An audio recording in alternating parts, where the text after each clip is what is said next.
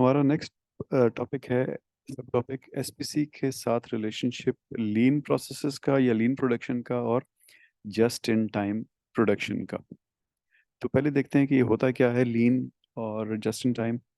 ये जो डेफिनेशंस आपके सामने हैं ये एएसक्यू अमेरिकन सोसाइटी फॉर क्वालिटी की डेफिनेशंस हैं। तो लीन की डेफिनेशन लिखी हुई है, producing the maximum saleable products और services at the lowest operational cost while optimizing inventory levels। यानी कि मैक्सिमम सेलेबल का मतलब हुआ कि आपकी प्रोडक्ट्स ज़ाया ना हो, आपकी प्रोडक्ट्स स्क्रैप ना हो, रिजेक्ट ना हो। At the lowest operational cost का मतलब है कि मुख्तलिफ इनपुट्स जो आपकी प्रोडक्ट बनने में जाती हैं, जिसमें एचआर भी होती है, जिसमें रॉ मटेरियल भी होता है, जिसमें मशीनरी की परफॉर्मेंस भी होती है, जिसमें बिजली, जिसमें मुख्तलिफ फ्यूल्स, ऑयल्स, टूल्स, वो सारे के सारे ऑप्टिमली इस्तेमाल हों। वाइल ऑप्टिमाइजिंग इन्वेंट्री लेवल्स, यानी आप फिर ना इनकमिंग इन्वेंट्री रखें, ना आउटगोइंग रखें, ना इन प्रोसेस इन्वेंट्री रखें। तो लीन, आम जुबान में हम लीन कहते हैं ऐसी चीज़ को जिसमें फैट ना हो। जब आप गोश्त खरीद रहे होते हैं, कहते हैं लीन गोश्त चाहिए मुझे, तो इसका मतलब होता है कि चर्बी के बगैर वाला गोश्त चाहिए। तो इसी तरह प्रोडक्शन में भी ऐसा ही होता है कि आप उस प्रोसेस को लीन प्रोसेस कहते हैं जिसमें कोई वेस्टेज ना हो। दूसरी, इसमें आप गौर करें तो इन्वेंट्री लेवल एक बड़ी इंपॉर्टेंट चीज़ है। दूसरी चीज़ just in time. Just in time क्या होता है कि आप मुख्तलिफ जगहों पे इन्वेंट्री ना रखें और जहाँ जहाँ आपको जो जो चीज़ चाहिए वो उसी वक्त आपको मिले जिस वक्त चाहिए। तो डेफिनेशन देखें तो ये है, अगेन ये अमेरिकन सोसाइटी फॉर क्वालिटी की डेफिनेशन है। An optimal material requirement planning system (MRP) system for a manufacturing process in which there is little or no manufacturing material inventory on hand at the manufacturing site and little or no incoming inspection। Just in time यानी कि अगर आप inspections में ही time लगाएंगे तो इसका मतलब है कि आप जस्ट इन टाइम फॉलो नहीं कर रहे। तो जस्ट इन टाइम में फिर दो एस्पेक्ट्स हो गए कि आपकी मुख्तलिफ जगहों पे इन्वेंट्री नहीं होनी चाहिए और सेकेंडली आपकी इनकमिंग इंस्पेक्शंस नहीं होनी चाहिए। अब आप इन दोनों डेफिनेशंस को ज़रा गौर से देखें तो आपको पता चलेगा कि ये टोटली डिपेंडेंट हैं वेरिएशन के ऊपर। अगर आपके प्रोसेस के अंदर वेरिएशंस होंगी तो आप कभी भी ऑपरेशनल कॉस्ट्स कम नहीं कर सकेंगे और अपनी ये इंश्योर नहीं कर सकेंगे आपकी प्रोडक्ट्स जो हैं रिजेक्ट ना हो या उन पे रीवर्क ना करना पड़े। और इसी तरह आप लोग इन्वेंट्रीज कम नहीं कर सकेंगे या इनकमिंग इंस्पेक्शंस ख़त्म नहीं कर सकेंगे जब तक आपको ये ना पता हो कि आपके प्रोसेस के अंदर जो वेरिएशन है वो आपके कंट्रोल में है। वेरिएशन कंट्रोल में नहीं होगी तो फिर आपको लामहला इंस्पेक्शंस करनी पड़ेंगी, इन्वेंट्रीज रखनी पड़ेंगी और आपके चूंकि प्रोसेस कंट्रोल में नहीं है तो आपके जो प्रोडक्शन है वो रिजेक्ट भी होगी, वो उस पर रिवर्क भी करना पड़ेगा और आपकी ऑपरेशनल कॉस्ट्स बढ़ेंगी। लेकिन इस चीज़ को समझने के बावजूद इंडस्ट्री में इन्वेंट्रीज बहुत जगहों पे रखी जाती हैं।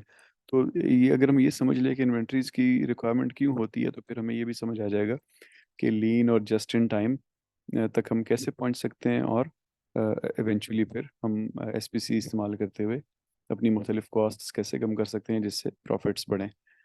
तो इन्वेंट्रीज वैसे तो मुख्तलिफ जगहों पे रिक्वायर्ड होती हैं, लेकिन अगर हम within our own process बात करें, यानी अपने हमारे सप्लायर्स या जो हमसे ख़रीदते हैं उनकी बात ना करें, तो हमें अपनी फैक्ट्री के अंदर बफर स्टॉक्स चाहिए होते हैं। बफर स्टॉक का ये मतलब होता है कि जैसे हमने बात की कि एक पंप है जिसने 10-11 मशीनों पे से गुजरना है।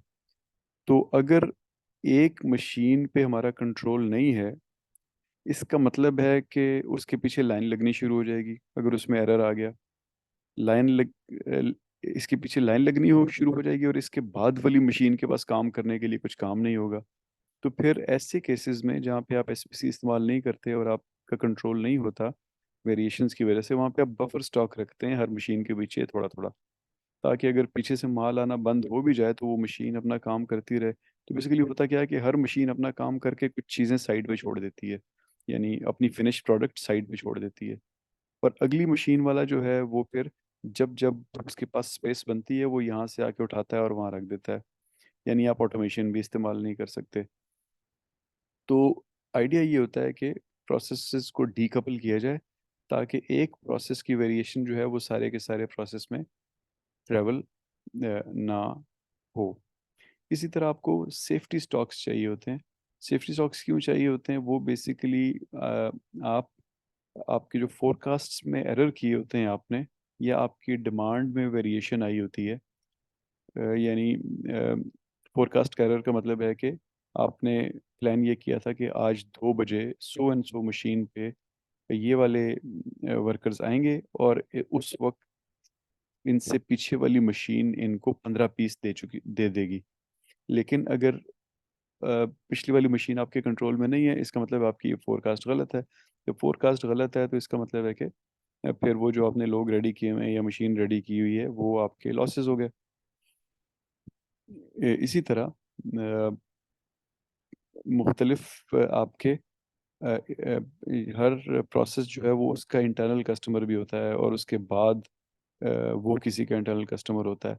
तो उनकी भी आपस में एक सप्लाई एंड डिमांड का सिस्टम चल रहा होता है।